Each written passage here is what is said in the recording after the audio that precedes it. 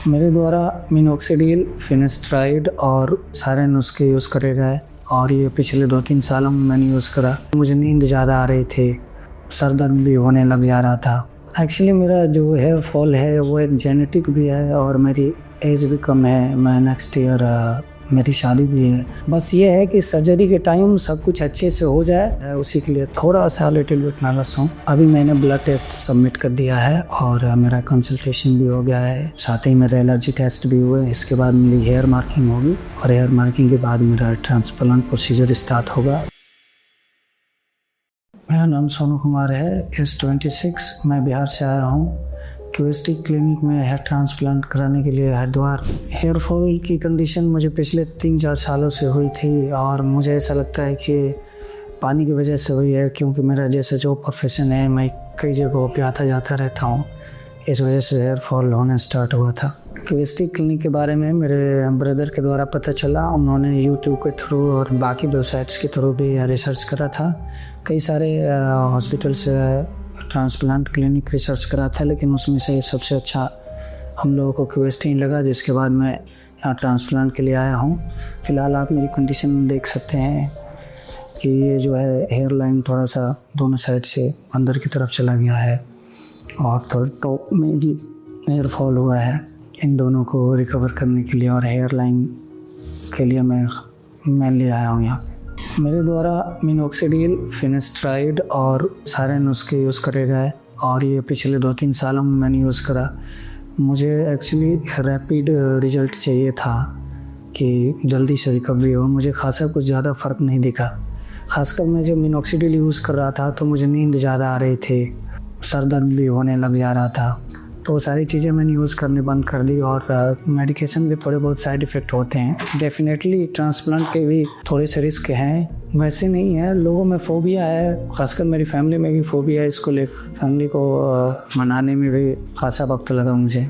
बस यही सारे नुस्खे यूज़ करने के बाद में मैं यहाँ पे आया हूँ। एक्चुअली मेरा जो हेयर फॉल है वो एक जेनेटिक भी है और मेरी एज भी कम है। मैं नेक्स्ट ईयर मेरी शादी भी है।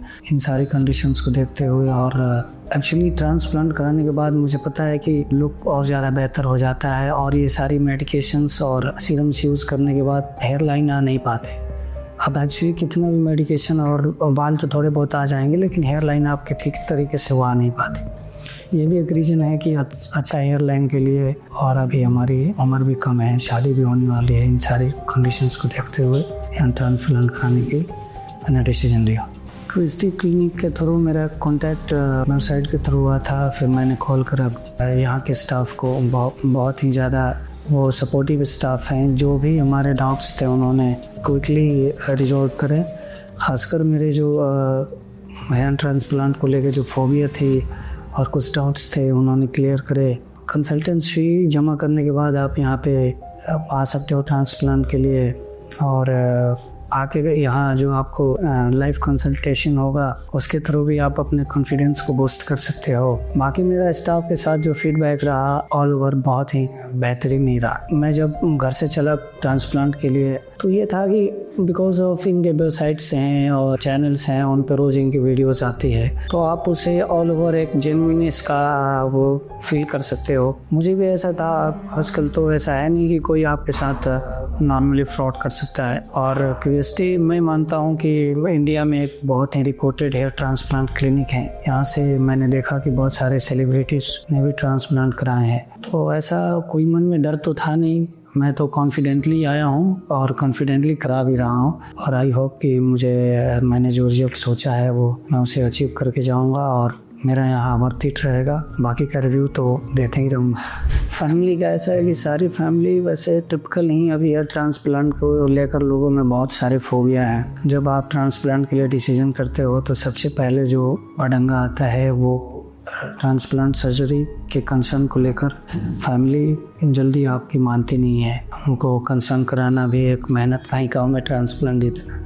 बट मेरे केस में ठीक है, मेरी फैमिली ने इतना ज़्यादा कोई प्रेशर दिया नहीं, बस उनको ये था कि अच्छे क्लिनिक से कराना और कोई ऐसा रिस्क लेने की ज़रूरत नहीं है कि आप जाए और 20-30 हज़ार रुपये के सस्ते क्लिनिक से अपना ट्रांसप्लांट करा के और रिस्क को आप बढ़ा लिए। तो मेरा ये था, इसलिए मैंने QST चूज़ करा कि अगर थोड़ा सा ज़्यादा सस्ता भी ना हो और एक बजट के अंडर आता हो, ताकि वहाँ पे रिस्क को मिनिमाइज़ करा जा सके। तो बेसिकली QST आने का पर्पस 3 है मेरे। एक तो मैं रिस्क को मिनिमाइज़ करने के लिए आया हूँ, डेफिनेटली मैं ट्रांसप्लांट के लिए आया हूँ, बट फैमिली को ज़्यादा वो फोबिया ना हो और फैमिली कॉन्फिडेंटली मेरे ट्रांसप्लांट के लिए सपोर्टिव रहे, इसी वजह से मैं आया हूँ।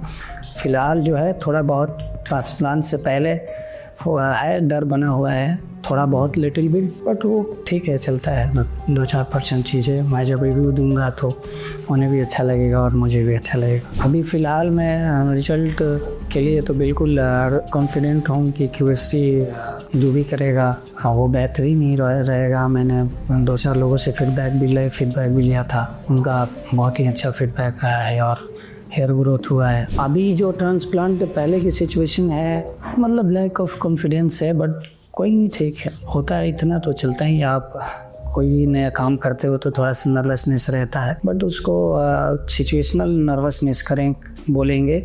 ऐसा नहीं कि ये कोई ट्रांसप्लांट की वजह से हो रहा है या कोई सर्जरी में या मेरे साथ कोई फ्रॉड होने वाला है, या फिर जो मेरा ट्रांसप्लांट होगा वो क्लिनिक कैसा है, हाइजीन वहाँ का कैसा है, या फिर डॉक्टर्स कैसे हैं, स्टाफ कैसे हैं, इन सारी चीज़ों के लिए बिल्कुल फोबिया नहीं हूँ मैं। इन सारी चीज़ों के लिए कॉन्फिडेंस हूँ। बस ये है कि सर्जरी के टाइम सब कुछ अच्छे से हो जाए, उसी के लिए थोड़ा सा लिटिल बिट नर्वस हूँ। अभी मैंने ब्लड टेस्ट सबमिट कर दिया है और मेरा कंसल्टेशन भी हो गया है, साथ ही मेरे एलर्जी टेस्ट भी हुए। इसके बाद मेरी हेयर मार्किंग होगी और हेयर मार्किंग के बाद मेरा ट्रांसप्लांट प्रोसीजर स्टार्ट होगा। बाकी मैं ट्रांसप्लांट के बाद मिलता हूँ।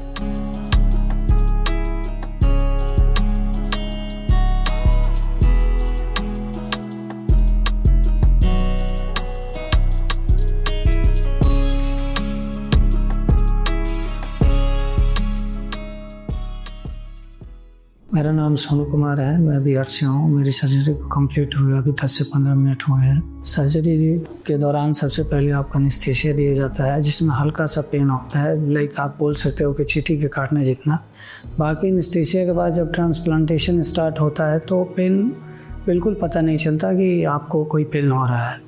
और बीच बीच में जब एनेस्थीसिया भी दिया जाता है तो वाइब्रेटर का यूज़ करते हैं, जिससे दिमाग डिस्ट्रैक्ट होता है और पता नहीं चलता कि एनेस्थीसिया आपको दी जा रही है और वो उतना ज़्यादा आपको पेन फील नहीं होता। स्टाफ जो है, ऑपरेशनल स्टाफ आपसे बातें करते रहते हैं, तो उन सारी चीज़ों से भी दिमाग डाइवर्ट होता रहता है, तो पेन का पता नहीं चलता। दूसरी बात है कि हाइजीन रही, फूड्स रहे और बीच बीच में आपको ब्रेक्स भी जब चाहिए आपको मिलते रहते हैं। ये सारी चीज़ें, बहुत ही सपोर्टिव स्टाफ थे, हाइजीन बहुत ही अच्छा था और साथ में जो भी आपके कंसर्न थे, आपको आराम करना हो, ब्रेक लेना हो, करवट लेनी हो या फिर वॉशरूम के लिए जाना हो, सारी चीज़ें आपको प्रोवाइड करने की कोशिश करते हैं। सर्जरी के दौरान मेरे 3800 प्लस समथिंग क्राफ्ट लगे हैं, जैसा कि आप देख सकते हैं।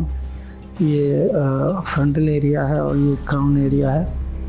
बाकी आई होप सो कि मेरी सर्जरी के लिए मैंने जो रिजल्ट मुझे चाहिए था वो अचीव कर पाऊँ। यूट्यूब के थ्रू मैंने बहुत सारे वीडियोस देखे, उसके थ्रू आइडिया है कि चीज़ें 7 दिन के अंदर में रिकवर हो जाती है और 1 महीने के अंदर आपका डोनर एरिया तो बिल्कुल वो भर जाता है, पता भी नहीं चलता। बाकी रहा ट्रांसप्लांटेड एरिया तो उस पर भी बाल आने लग जाते हैं। और जहाँ तक रही नेचुरल रिकवरी की बात, तो मुझे ऐसा लगता है कि 2 से 3 महीने में ये चीज़ें रिकवर हो जाती है। जनरली जो हम ओटी में जाते हैं किसी पेशेंट की सर्जरी के लिए या फिर कोई इंजरी के ऑपरेशंस के लिए, उन ओटी में और जो यहाँ ट्रांसप्लांटेशन के लिए QST में जो ओटी है उनमें बहुत ज़्यादा फ़र्क है। बहुत सारी चीज़ें हैं कहने को। पहले तो स्टाफ बहुत सारे हम्बल हैं, आपको कोई ऐसा प्रेशर फील नहीं होगा, आप आराम से अपना जो भी ऑपरेशन है, जो भी ट्रांसप्लांटेशन है आप करा सकते हो। बाकी ओटी के मुकाबले ये बेस्ट है, मॉडर्न है और साइकोलॉजी को ध्यान में रखे हुए बनाए गए हैं। ये रही मेरी 2 दिन की ट्रांसप्लांटेशन जर्नी। और मैं जब PRP के लिए आऊँगा या और भी किसी सेशन के लिए आऊँगा तो आपसे मिलता रहूँगा। तब तक के लिए